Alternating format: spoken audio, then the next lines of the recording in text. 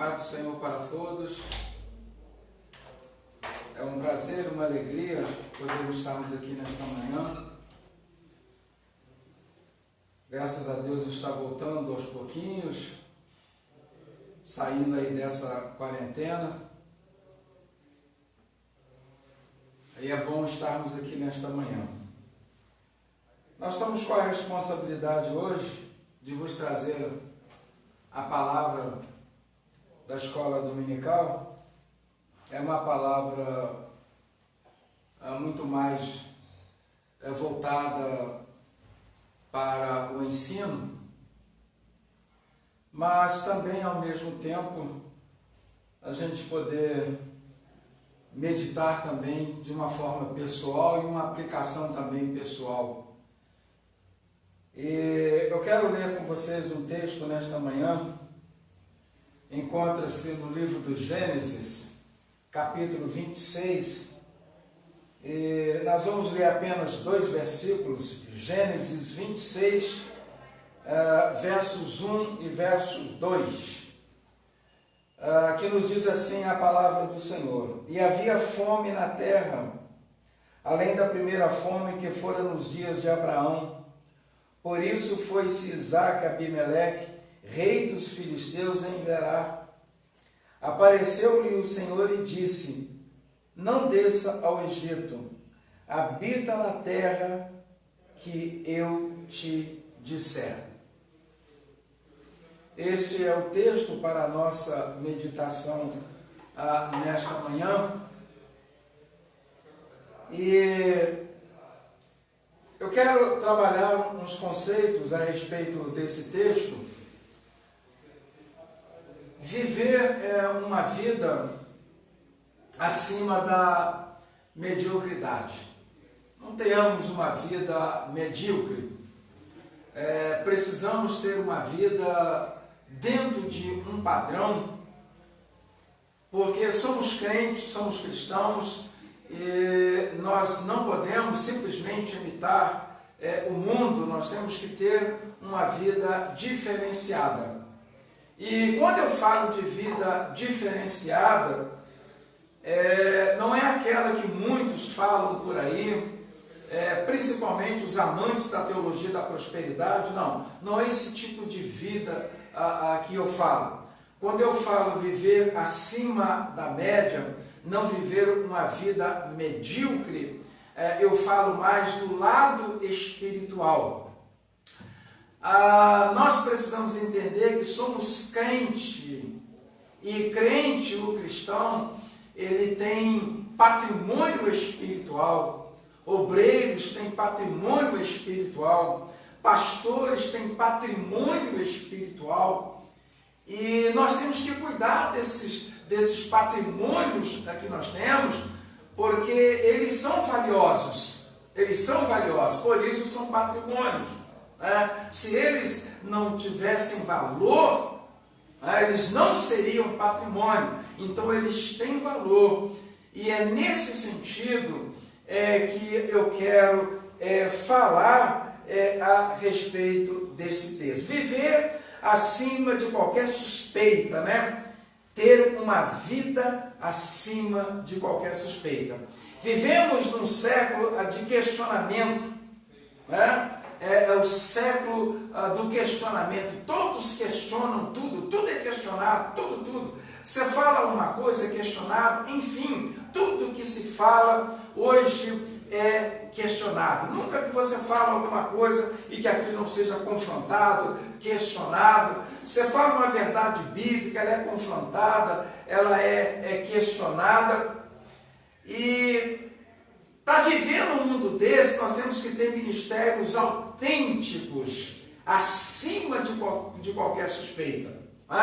Acima de qualquer suspeita. Não aqueles ministérios todos problemáticos, como temos visto aí, como está esse problema, por exemplo, em Angola, com a Igreja Universal, em que os pastores brasileiros foram expulsos de lá, e eles já vinham avisando isso há tempo, para que eles mudassem o tipo de mensagem pregada, para que pregasse a mensagem bíblica, uma coisa correta, mas eles não mudaram, insistiram na teologia da prosperidade e deu no que deu.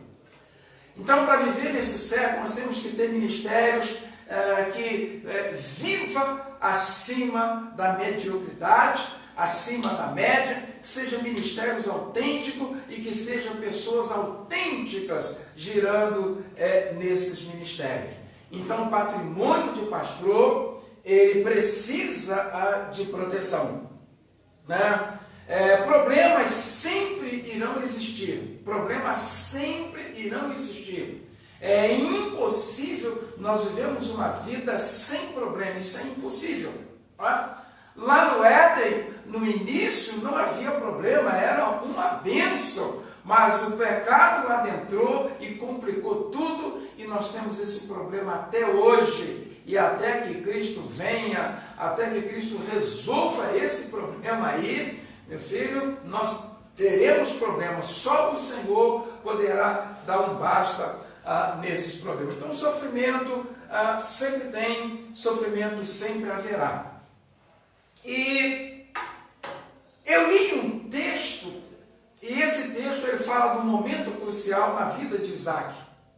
E eu quero que você faça uma reflexão muito séria e que você pense muito a respeito do que realmente eu quero falar. Pensemos então um pouco. Isaac tinha problema? Tinha. Como o texto está dizendo que ele havia problema. Esse problema a gente vai ver ele lá no capítulo 12, no verso 10, quando o seu pai enfrentou uma fome terrível, e para ele não morrer de fome, a solução dele foi descer para o Egito. E esse problema, ele também aparece na vida do seu filho, Isaac. E quando aparece o problema na vida de Isaac, Isaac tem o mesmo pensamento do seu pai, de descer ao Egito, porque não há o que comer em Canaã. Havia uma seca e, consequentemente, a agricultura não produziu e estava difícil viver ali. E era só ele descer ao Egito, chegar no Egito, aquela terra regada com fartura, com bastância, era só ele chegar ali e os seus problemas estavam resolvidos. Era só descer ao Egito e o problema estava resolvido. Era só descer e os problemas estavam resolvidos. Era uma solução rápida,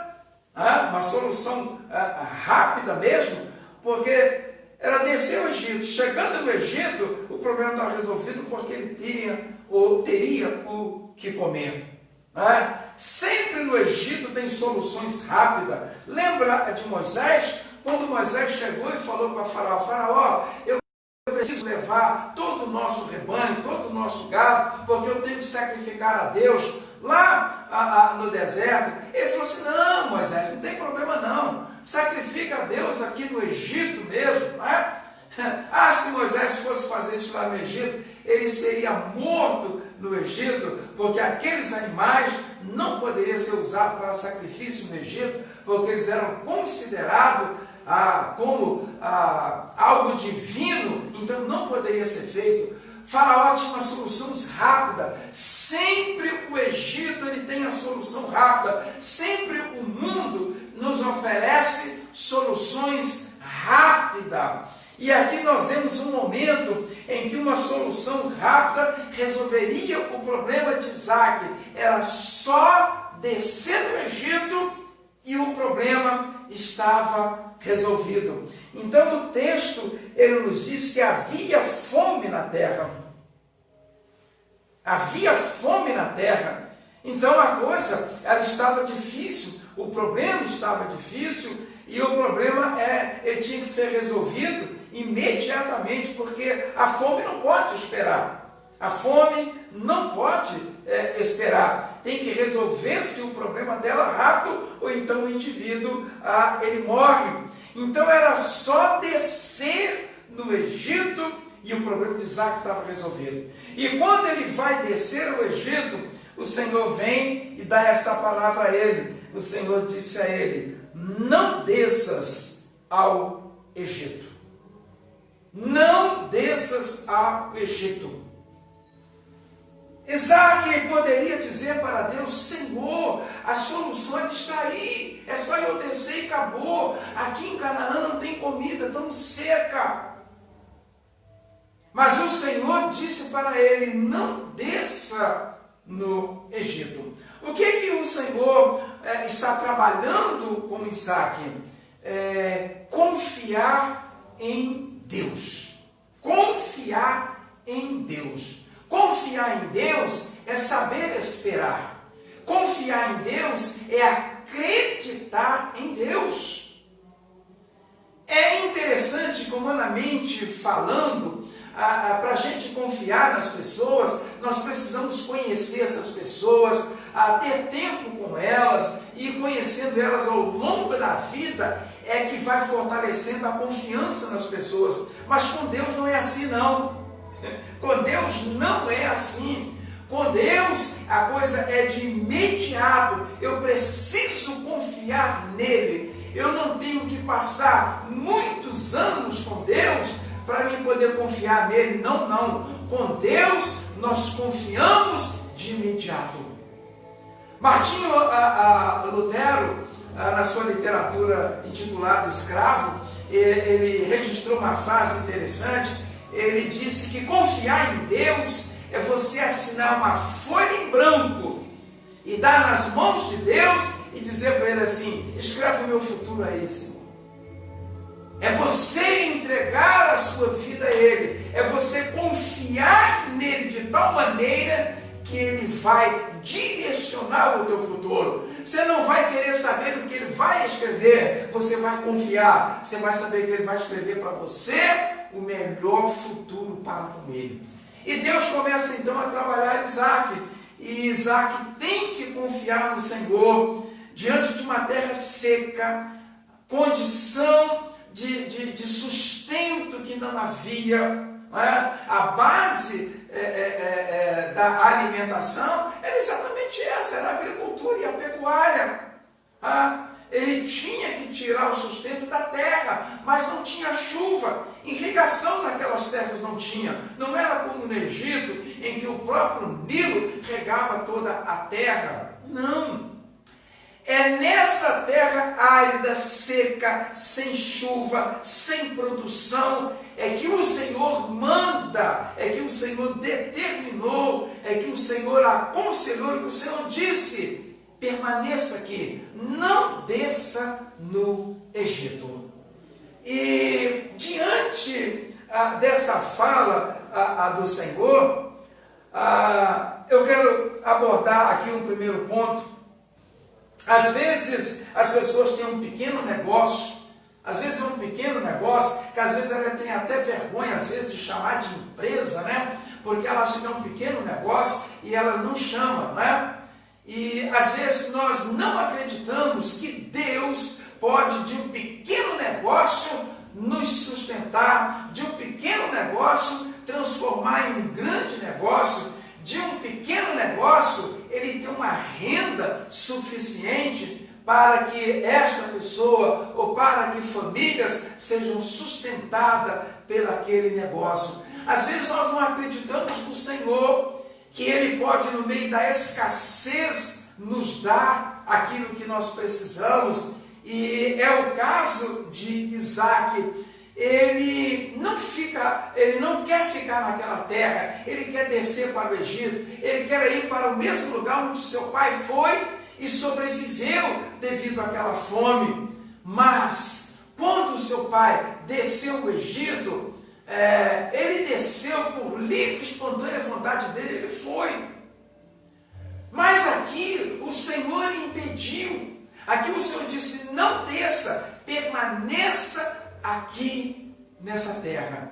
E ele então, em obediência ao Senhor, ele permaneceu ali naquela terra. Então, às vezes, nós não confiamos que um pequeno negócio diante dos nossos olhos, talvez ele seja pequeno diante dos nossos olhos, mas nos olhos de Deus não é pequeno, porque Deus sabe como fazer alguém prosperar. Deus sabe como fazer alguém prosperar, mas às vezes parece que nós não confiamos muito nisso. E pensamos então um pouco, às vezes entra a questão da ansiedade, né? Ficamos ansiosos. Talvez o Isaac deve ter ficado um pouco ansioso, né? Que ainda era um sentimento do futuro, ainda não havia acontecido com ele o pior, mas as coisas estavam acontecendo, talvez seria até esse momento. Então ele está ali exatamente diante de uma situação difícil. Mas é nessas horas difíceis, é nesses momentos cruciais, é que o Senhor intervém na nossa vida. Faça uma reflexão e você vai ver que isso tem acontecido com você. No momento difícil de sua vida, quando você estava pensando que não havia saída, o Senhor chega com a solução. Quem tem a solução é Deus. Quem tem a solução é o Senhor. Não somos nós que temos a solução. Quem tem a solução é Deus. É Deus que sabe como tratar as coisas. É Deus que sabe como trazer a solução perfeita. Não é aquela solução rápida, por atalhos, não. Deus não usa atalhos, até porque atalhos não são caminho. Nós temos que caminhar com Deus e seguir Ele na direção que Ele estiver seguindo. Então o texto diz que havia fome na terra, além daquela primeira fome, que foram os dias de Abraão. Essa aí está registrada no capítulo 12 desse mesmo livro, né? No verso 10, está registrado lá que Abraão teve esse problema também com a fome. E aí o texto, ele diz então que por isso foi-se Isaac a Abimeleque. Qual foi a primeira solução que o Isaac ele idealizou? Ele idealizou o seguinte: vou procurar um poderoso, vou procurar o rei. E ele foi procurar o rei, ele foi procurar o poderoso.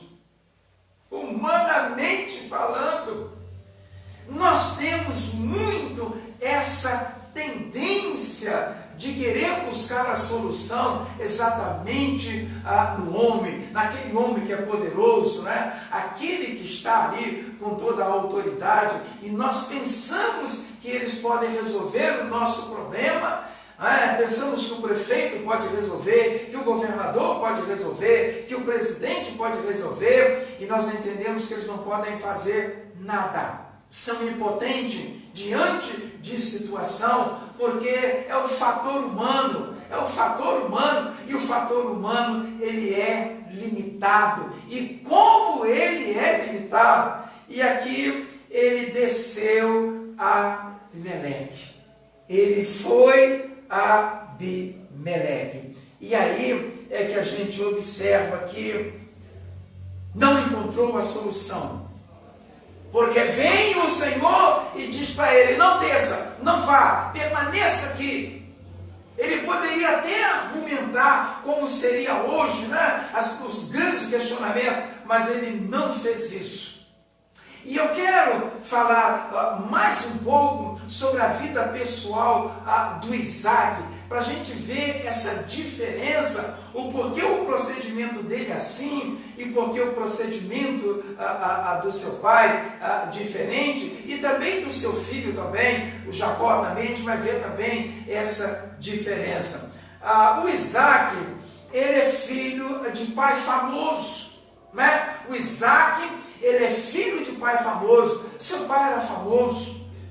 No Novo Testamento, na Epístola de Tiago, capítulo 2, verso 23, Tiago diz simplesmente que por ele ser uma pessoa justa e por ter confiado em Deus, foi-lhe imputado, então ele foi chamado de amigo de Deus. Quem é o pai de Isaac? Ele simplesmente tem um título: amigo de Deus. Um título único. É por toda a Bíblia, né? E olha que a Bíblia menciona 2.983 personagens. Entre todos eles, o Abraão é o único que foi chamado de amigo de Deus. Assim como Davi, né, um homem segundo o coração de Deus, assim também o Abraão, o amigo de Deus. Então, o Isaac, ele tem um pai famoso.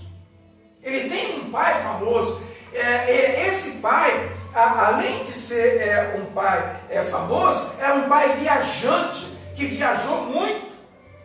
O pai dele conhecia outros países, né, ali em volta. O pai era viajante, era um cidadão cosmopolita, né? Ele era um cidadão daquele mundo ali, ele viajava tudo ali em volta. E o Isaac, ele não é isso. O Isaac, ele é completamente o oposto, completamente oposto. O Isaac, ele tem filho famoso, né? O Jacó, né? Aquele homem que Deus mudou o nome dele, aquele que lutou com o anjo, e o Senhor o chamou de Israel. Jacó é o único homem que está registrado na Bíblia que Deus procurava ele para abençoar ele. Então ele tem pai famoso, ele tem filho famoso, ele tem pai que viajou muito, era viajante, assim como também o seu filho também era uma pessoa viajante, um cidadão cosmopolita também, viajou muito, conheceu outros países, andou muito por ali. O Isaac não. O Isaac não viajou. E no momento que ele quer fazer agora uma grande viagem, o Senhor diz para ele não ir, mas ele permanecer ali. O Isaac era aquela pessoa que, se nós pegarmos os 3 grandes patriarcas, ele é o menor de todos eles nessa questão desse conhecimento cultural, ele é o menor. Observe que Isaac, ele não confrontava seus inimigos, ele não fazia isso, ele não confrontava seus inimigos. Quando os seus inimigos vinham para confrontar ele, ele não confrontava. O que é que ele fazia? Ele arrumava as suas malas, ele arrumava a sua mudança e ele mudava. Para longe, não, ele mudava por ali, ele ficava sempre perto, mas ele saía daquele burburi ali do conflito, né? Ele saía daquilo ali e ele ficava um pouco mais distante, mas ele não saía ali da redondeza da sua terra, ele não confrontava os inimigos. Ele era aquele moço que optava para não confrontar. Ele optava o quê? Para arrumar a sua mudança, arrumar as suas malas e sair dali e não entrar em choque. Imaginamos um homem que cavava poço e encontrava água potável. E água potável naquela região era algo muito difícil, muito mais caro do que ouro, água potável naquela região. E ele encontrava, porque todo poço que ele furava, a Bíblia diz que Deus permitia que ele encontrasse água boa. Mas de repente vinham seus inimigos, seus opositores. O que eles faziam? Entulhavam os poços que Isaac havia cavado, jogava entulho nele. Tinha água potável, mas ele jogava entulho, entulhava. E o que o Isaac fazia? Entrava em confronto com eles, tirava a satisfação? Não! O Isaac simplesmente mudava dali. Simplesmente ele cavava outro poço em outro lugar e encontrava novamente água potável. Como é o temperamento do Isaac? O Isaac, ele é quieto e sossegado.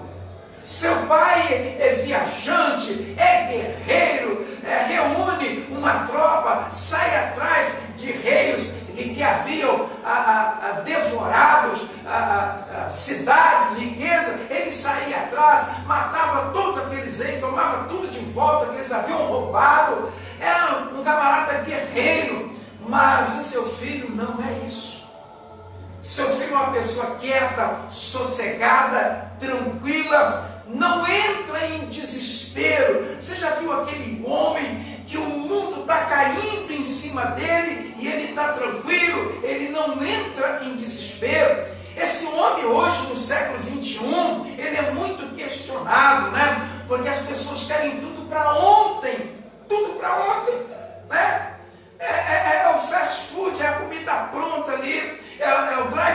você entra e a comida já está pronta lá e você pega e já vai embora. Não, o Isaac, ele é quieto, ele é sossegado, ele tem um temperamento completamente diferente do seu pai.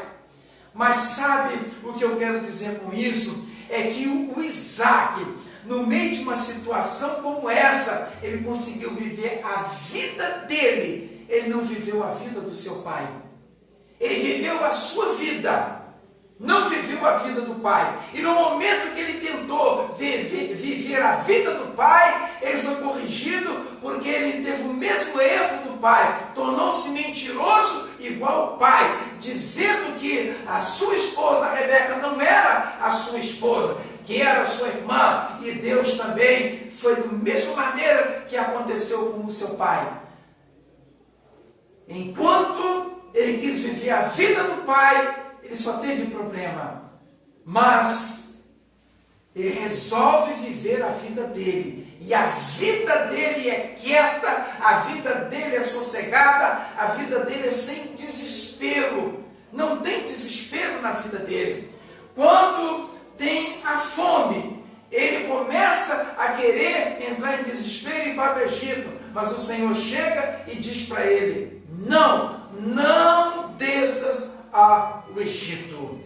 Como uma pessoa quieta, sossegada, e uma das coisas que ele herdou do pai maravilhosamente é a fé. Ele acreditou em Deus e ele não desceu no Egito. E aí, eu quero que você pense mais algumas coisas. Eu disse que ele era filho de pai famoso. Ele também teve filho famoso. Isaac teve neto famoso, né? Governador no Egito. José, ele teve neto famoso, governando estrangeiro em outro país.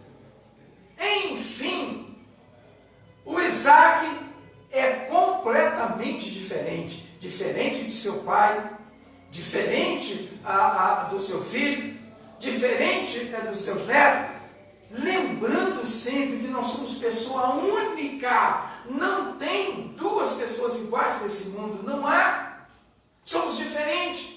Então eu quero que você entenda que Deus, ele trabalha nas nossas vidas, mas em cada um de nós ele trabalha de uma forma diferente. Na sua vida, ele trabalha de uma forma. Na minha vida, ele trabalha de outra forma. Na vida de outra, ele trabalha de forma diferente. Como Deus trabalhou na vida de Isaac, não é a mesma forma que Deus usou para trabalhar na vida de seu pai, Abraão, porque eram pessoas completamente diferentes. E Deus, então, trabalha de uma forma diferente na vida de Isaac.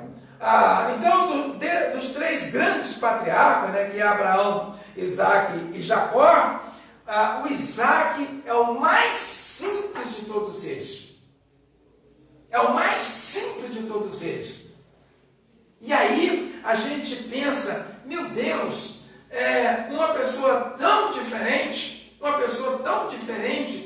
dos demais, como é que isso deu tanto certo? É porque o Isaac, ele é aquele filho que ele veio no tempo de Deus e não no tempo que Abraão e Sara queria. O que Abraão e Sara queria foi o Ismael, veio fora do tempo e foi aquele problema todo. Mas o Isaac não. O Isaac é o filho da promessa, é o filho do tempo, é o filho que o Senhor escolheu para levar a linhagem do Messias. Então era uma pessoa que nasceu no tempo certo e uma pessoa que nasceu debaixo da vontade do Senhor. E com pessoas assim, é claro que é diferente, porque são pessoas de Deus, são pessoas que o Senhor, ele projetou, né? E aquilo que o Senhor projeta é realmente diferente. Isaac era um homem quieto, era um homem sossegado, ele gostava simplesmente de estar livre. E se alguém lhe incomodasse, ele arrumava as malas, como eu já disse, arrumava a sua mudança e saía. Talvez esse homem hoje, ele não tem valor. Você imagina a esposa de um homem desse, em que ela vai pensar que ele vai entrar em choque, que vai ter confronto, e que não, ele opta para deixar aquilo, e ele ausenta-se daquele problema. Esse homem hoje, algumas pessoas o chamariam de covarde, não é? Dizendo que é um homem covarde, porque ele não enfrenta o problema, não pega os inimigos, questiona eles. Talvez seria um chamado de covarde. Mas o que Isaac me ensina é que não é não. É que eu preciso deixar Deus agir e não eu. Eu tenho que deixar que Deus tome a direção, que Deus me direcione. E o que eu tenho que fazer? Confiar em Deus. Confiar em Deus.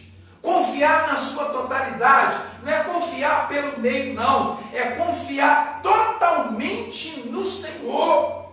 É me jogar nos braços dele e saber que ele está lá com os braços estendidos para me segurar.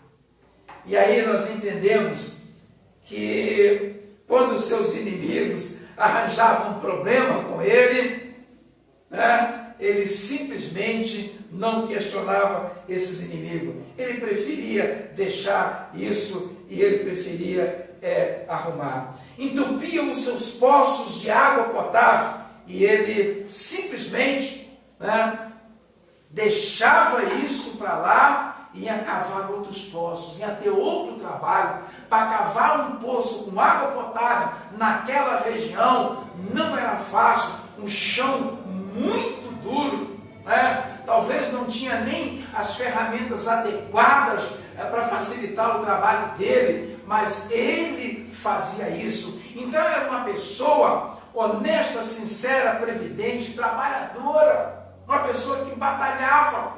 O esforço físico dele em relação a poder simplesmente tirar o entulho daquele poço, não, entulhou o poço, ele cavava outro poço, mas não questionava aquilo.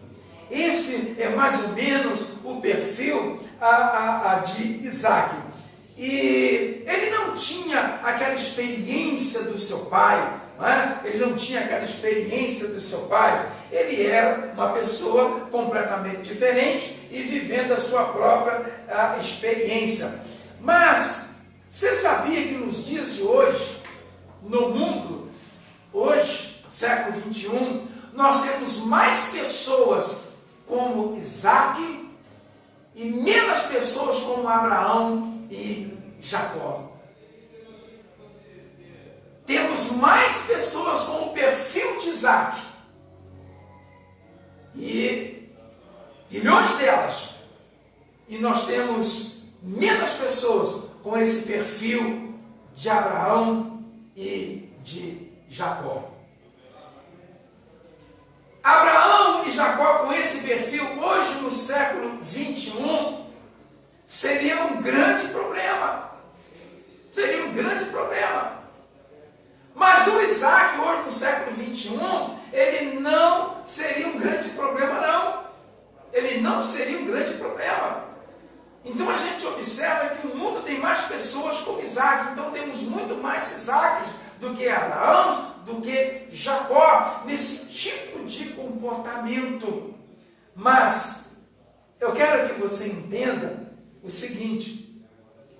O texto ele diz que ele foi Abimeleque, rei dos filisteus em Gerar, e apareceu-lhe o Senhor e disse: eu gosto dessa expressão biblicamente, e às vezes eu utilizo muito essas expressões nos textos em que ela vai aparecendo, né? Quando, por exemplo, diz ao pai dele, Abraão, e apareceu-lhe o Senhor a Abraão, e apareceu-lhe o Senhor a Jacó. Essas expressões são maravilhosas, porque sempre depois dessa expressão tem uma fala de Deus. O que saiu da boca dele, o que Deus falou pessoalmente a alguém. Mesmo que o teofania, mas a representação da divindade está ali. E o que vai acontecer? A fala em seguida, geralmente, ela vem na primeira pessoa, porque Deus assume a responsabilidade daquilo que ele vai falar. E o texto, ele diz com todas as letras: e apareceu-lhe o Senhor e disse. E apareceu o Senhor e disse. Quando o Senhor vem, quando o Senhor aparece, quando o Senhor entra em cena, ele fala. Ele fala. É interessante que quando o Senhor ele vai agir, né? Ele já avisou anteriormente, mas quando ele vai falar, não. De repente, no meio daquele problema, ele vai aguerrar, ele quer falar, ele quer uma solução através desse rei, e nesse momento o Senhor aparece. Eu não sei como foi o procedimento de Isaac quando aquela voz do Senhor veio sobre ele, e quando a voz veio sobre ele, não há questionamento, significa que ele sabia quem era que estava falando. Ele não retrucou a palavra, significa que ele sabia que era Deus que estava falando. E o texto diz: apareceu-lhe o Senhor e disse.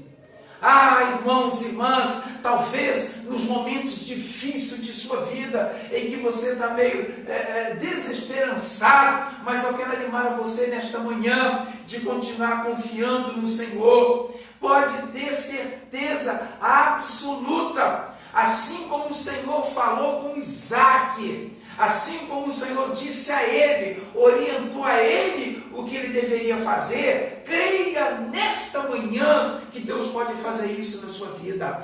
Deus dirige a sua igreja de duas maneiras. Ele dirige pela sua palavra e ele dirige pelo seu Espírito. Deus é vivo. Deus é onisciente, onipresente, onipotente. Não existe pessoa aqui nesse mundo que Deus não saiba onde ela está. Deus sabe onde está, sabe o que precisa, o que necessita.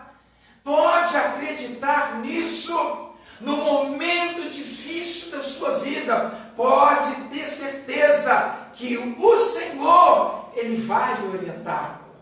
No momento em que você não sabe o que fazer, no momento em que tudo está complicado, aí o Senhor chega com uma palavra de ânimo. Aí Ele diz para você aquietar, Ele diz para você parar, Ele diz para você confiar nele, Ele te orienta o que você deve fazer. E sempre que o Senhor orientar aquilo que devemos fazer, faça aquilo que o Senhor orientou, que você será vitorioso, você será vitoriosa, porque Deus sabe o que fala.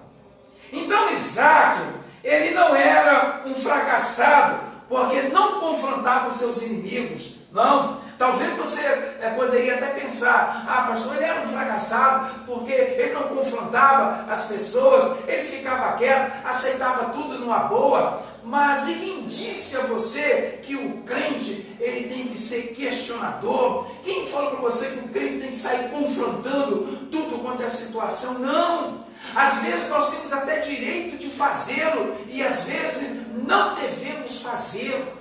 Às vezes nós precipitamos, às vezes nós vemos que temos direito, não, esse direito é meu, o meu direito foi pulado, então eu preciso reagir. Não! Precisamos entender, compreender e sabermos o momento de falar e o momento de calar. Mas eu diria a você nesta manhã que nós temos um momento de mais ficarmos calados do que falar, momento de deixar Deus agir, esperarmos o agir de Deus e não ficarmos desesperados como muita gente fica. Então nós precisamos estar atentos quanto a isso, porque nós pensamos que podemos resolver tudo. E o texto diz: apareceu-lhe o Senhor e disse. Então o Senhor apareceu e o Senhor disse. E o que o Senhor disse? Aí o texto ele registra: não desças ao Egito. Não desças desças ao Egito. Uma frasezinha simples que o Senhor falou para ele. Era tudo que ele precisava. Qual era a direção dele? Vou descer ao Egito, minha solução está aqui do lado, vou resolver o meu problema rapidinho. Aonde ele pensou que estava a solução, Deus falou assim, não está. A solução está lá em Abimeleque, no Egito. O Senhor disse, não, não desça. Significa que a solução não estava lá. Imagine quando a decisão errada que tomamos, porque tomamos por nós mesmos, achamos que está certo, que está correto, e nós vemos aí uma decisão que ele havia tomado, mas o Senhor chega e diz para ele, não desça, não vá, você está tomando a decisão errada. E aí, primeiro, a gente observa que o Senhor começa a ensinar o Isaac a confiar nele, né? A confiar nele, mas de tal forma de colocar tudo nas mãos dele e deixar completamente nas mãos do Senhor. Isaac recebeu a herança do seu pai Abraão. De todos os filhos de Abraão, Isaac era o filho da promessa. E olha que Abraão teve um total de 8 filhos, com Quetura ele teve 6, com Agar ele teve 1, Ismael, e com Sara teve o Isaac. São 8 filhos. Na hora que o Abraão parou para distribuir a herança, o texto nos diz que o que o Abraão fez? Abraão pega todos os outros filhos e ele dá presentes a ele. O texto diz que ele deu presente. E a Isaac, o texto diz que a Isaac ele deu a herança. É engraçado que o primogênito dele era o Ismael, né? Mas completamente fora do padrão de Deus. E aqui fica então sendo o Isaac. Então o que ele fez? Ele pega todos aqueles outros filhos, ele dá presente. E o que ele fez ainda? Ele mandou esses filhos para ficarem distante de Isaac. Deu presente e mandou eles para um lugar distante, para não ficar próximo de Isaac. Significa que ele já conhecia bastante o seu filho. Ele sabia que se esses meio-irmãos deles chegassem ali e arrumassem problema com ele, ele ia fazer a mesma coisa que ele fez anterior. Ele deixaria tudo ali e sairia, ficaria por ali, mas não confrontaria os seus inimigos. Então, Abraão deu presentes e mandou ir para um lugar distante. Mas para Isaac, ele deu herança. E isso é diferente. Deixa eu te falar uma coisa que eu acho importantíssima. Quantos anos viveu o Isaac? Ele viveu 180 anos. Gênesis 15, 28. Ele viveu 35, 28. Ele viveu 180 anos. Quantos anos viveu Jacó, o seu filho? 147 anos. Gênesis 47, verso 28. Ele viveu mais do que o seu filho. Ele viveu mais do que seu pai. Ele viveu mais do que o seu filho e ele viveu mais do que seu pai. Quantos anos viveu o próprio Abraão? 170. Ele acaba vivendo 10 anos a mais do que o seu pai. Quando o próprio Isaac, Jacó vai nascer, ele era gêmeo com Esaú, o seu pai casa com 40 e 20 anos depois é que ele vai nascer. Ele tem 60 anos de idade quando esses 2 filhos gêmeos vai nascer. Ele consegue viver mais do que seu pai e ele viveu mais do que o seu filho. Isso não é comum. Isso não é comum. Isso não é comum. Quando isso acontece, né, é completamente fora dos padrões normais. Que os padrões normais é sempre os filhos fazendo o sepultamento de seus pais e a vida deles continuando e indo embora. Enquanto mais cedo os pais têm esses filhos, eles têm chance de viver mais tempo. Mas quantos pais também que morrem cedo? Quantos também morrem cedo? e deixa os seus filhos beber, deixa os seus filhos pequenos. E aqui é um estado completamente inverso. E a maioria dos eruditos, quando escrevem sobre isso, eles dizem que pelo tipo de vida que ele levava, o tipo de comportamento a que ele levava, é que fez dele uma pessoa assim de longevidade. Se ele fosse o inverso, ele viveria muito menos, mas por ser uma pessoa completamente diferente, ele consegue viver por mais tempo e tendo uma vida assim. E eu quero fechar esta mensagem dizendo o seguinte: os demais filhos de Abraão, eles receberam apenas presente, como eu disse, e o Isaac, ele leva a herança. Por quê? Porque ele é o filho da promessa. Seria um desastre completamente se ele não tivesse levado a herança, se ele tivesse levado o presente, fugiria completamente o padrão bíblico. E aí, até na hora de distribuir a riqueza, coube a ele a parte correta. Ele não era o primogênito era Ismael, mas ele era o filho da promessa. Ele tinha uma promessa sobre a vida dele e Deus preservou isso. Entendamos o seguinte: ele, como filho da promessa, que foi uma direção do próprio Deus, tudo deveria correr dentro do padrão correto bíblico. Então, no momento de receber a herança, ele recebe herança. Ele não recebe presente, ele recebe herança.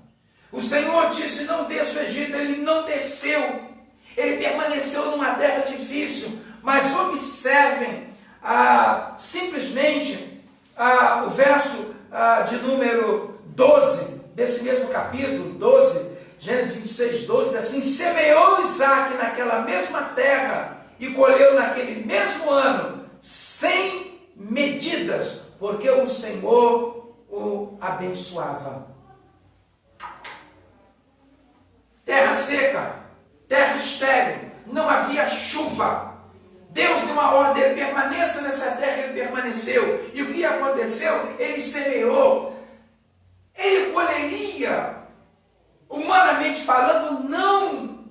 Mas o texto diz que o Senhor abençoou ele. Significa o seguinte: cada grão que ele plantou, ele colhia 100 grãos, por causa de um grão que ele havia plantado. Sabes por quê? Porque foi obediente, obedeceu a Deus, permaneceu na terra, não desceu do Egito. Ele confiou que Deus podia sustentá-lo. Ele confiou que o Senhor podia sustentá-lo. Então esse verso 12 diz que ele semeou naquele mesmo ano. Não foi no ano seguinte, não. O texto diz naquele mesmo ano. E ele colheu 100 vezes mais. Isto é Deus. Eu quero animar a você nesta manhã. Seja o que você estiver passando, o problema que você estiver passando, você vai confiar em Deus. Você vai confiar no Senhor. E Ele é poderoso para modificar completamente a sua vida, a sua situação. Então o texto diz que naquele mesmo ano, ele semeou e ele colheu. Ele plantou, ele colheu. E o verso 13, ele nos diz o seguinte: e engrandeceu-se o varão, e ia-se engrandecendo, até que se tornou o quê? Muito grande. Observe, são 3 condições tremendas. Engrandeceu-se, ia engrandecendo, até que tornou-se grande. Engrandeceu-se, ia engrandecendo, até que tornou-se grande. Isso foi contínuo, isso foi progressivo. Deus atuou diretamente na vida dele, dia após dia, todos os dias, o Senhor atuando na vida dele. Imaginamos ele plantando, Deus mandando a chuva no tempo certo, imaginamos ele colhendo, não havendo perda de colheita, né? Isso aqui é uma safra recorde, né? Porque tinha a bênção do sobre a vida dele. Por que que ele cresceu assim? Por que que ele tornou um homem assim? Pela obediência, quando o Senhor disse a ele: não desças no Egito. A solução estava ali, era rápida, era só descer no Egito. Mas quando ele vai descer no Egito, ele diz: não desça aí, confie em mim, confie no Senhor. Que nós, como igreja do Senhor, possamos, irmãos e irmãs, confiarmos no Senhor, acreditarmos no Senhor, sabemos que Ele é poderoso para nos dar a vitória. Que nesta manhã nós possamos ficar com esta palavra em nossos corações, para não pecarmos contra o Senhor. Que Deus vos abençoe nesta manhã e que o Espírito de Deus continue atuando na sua vida. Amém.